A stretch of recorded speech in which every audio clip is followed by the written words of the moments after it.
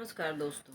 कहानियों की श्रृंखला में आज एक कहानी फिर लेकर आए हैं। यह पंचतंत्र से ली गई है। विष्णुदेव शर्मा इसके लेखक हैं। उन्होंने बहुत सारी शिक्षाप्रद कहानियाँ लिखी हैं जिससे बहुत अच्छी सीख मिलती है और इसे इन कहानियों को सुनकर इनमें दिए गए सीख को अपनाकर आदमी अपने जीवन को सरल बना सकता है। तो एक कहानी है, दो हंस और एक कछुए की कहानी है। तो एक बार जब ये लोग तालाब में रहते थे, काफ़ी अच्छा समय बिताते थे, मित्र थे, आपस में गप करते थे, बातचीत करते थे और फिर अपने अपने घर को चले जाते थे। एक बार उस तालाब का पानी सूख गया तो हंसों को बहुत चिंता हुई कि हम लोग तो उड़ जाएंगे लेकिन ये कछुआ बेचारा मारा जाएगा, तो किसी तरह से इसे भी यहाँ से निकालना चाहिए। तो एक हंस ने दूसरे से कहा कि हम लोग किसी तरह से इसे दूसरे तालाब तक ले जाएंगे, लेकिन सबसे पहले हम लोग जलाशय की तलाश करते हैं, जहाँ पानी भरपूर हो, तभी इसे ले जाएंगे। उड़ते उड़ते उन लोगों ने एक बड़े से जलाशय को देखा और सुरक्षित स्थान की जांच की और फिर वापस लौट आए।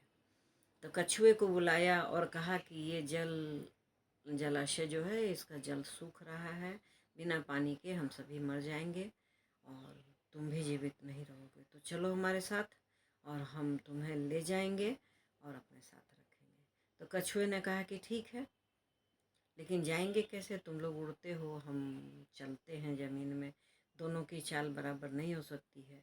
तो हंस ने बताया एक उपाय कि हम एक लकड़ी का टुकड़ा लाएंगे, उसको तुम पकड़ लेना अपने मुंह से और हम लोग दोनों तरफ से चोंच से उसे दबाकर उड़ चलेंगे, लेकिन वादा करो कि पूरे रास्ते तुम मुंह नहीं खोलोगे।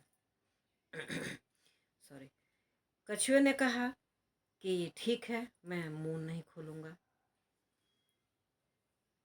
इस जगह कहानी दो तरह से चलती है। एक कहानी में है कि बहेलिया और बहुत सारे पक्षी भी उसके पीछे लग गए कि आखिर ये कछुआ कैसे जा सकता है, आखिर यह कछुआ कहीं न कहीं गिरेगा तो हम लोग इसे उठा लेंगे और खा जाएंगे। दूसरी कहानी है, दूसरा पार्ट है, दूसरी कहानी है कि जब एक नगर से गुजरा कछुआ और हंसों का दल, तो बहुत सारे लोग हल्ला करने लगे कि अरे कछुआ कैसे आसमान में उड़ सकता है, कछुआ कैसे उड़ सकता है, ये तो बड़े कौतूहल की बात है, आज तक तो हमने पक्षियों को ही उड़ते देखा।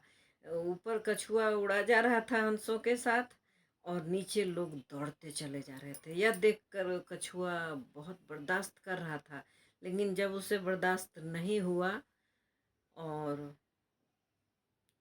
अपने किए गए वादे को भी वह भूल गया, तो उसने मुंह खोला यह कहने के लिए कि तुम लोग क्या समझते हो, मेरे मित्र हैं, मुझे ले जा रहे हैं, चाहे जो भी कहना चाहता होगा, कि तुम लोग आश्चर्य कर रहे हो।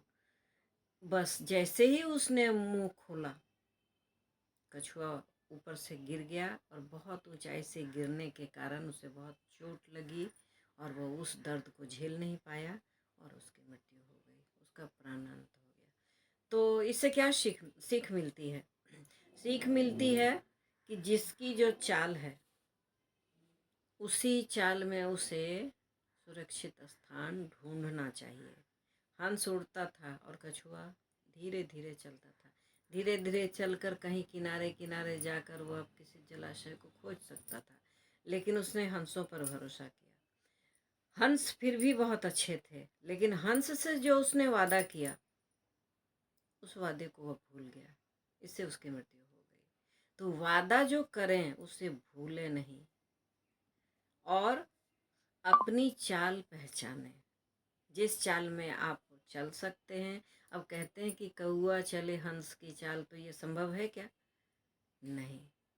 कितना भी वह मोर के पंख लगा लेगा, हंस की तरह चलेगा, तो कौआ चल पाएगा? नहीं।